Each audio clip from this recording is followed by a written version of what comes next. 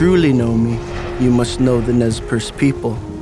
And to know the Nez Perce, you must know our stories. A long time ago, when the Nez Perce were very young in their tribal life, they only had fire when it came from the black buckskin bags in the sky. And outside of that, they ate their meat and their fish and all their other foods just as raw as the animals did. There was a young boy that came forth and he said, I know how to bring the fire down from those black buckskin bags in the sky.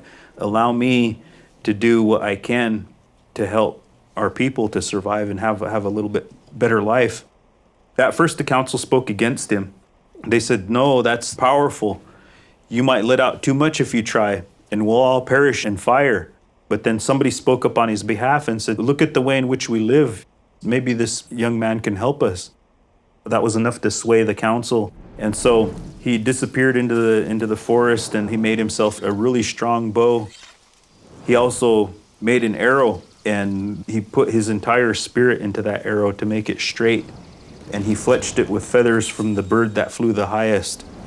The day came when the black buckskin bags were approaching overhead, and he had this white shell that he was known for, that he wore around his neck. He took that white shell and he placed it on the ground. He pulled back his arrow and he let it fly. And the people watched in amazement as that arrow went all the way up and it struck that black buckskin bag. And they said it was like a falling star as it descended towards the earth. And it hit that white shell that he placed on the ground. And all of this wonderful fire burst forth.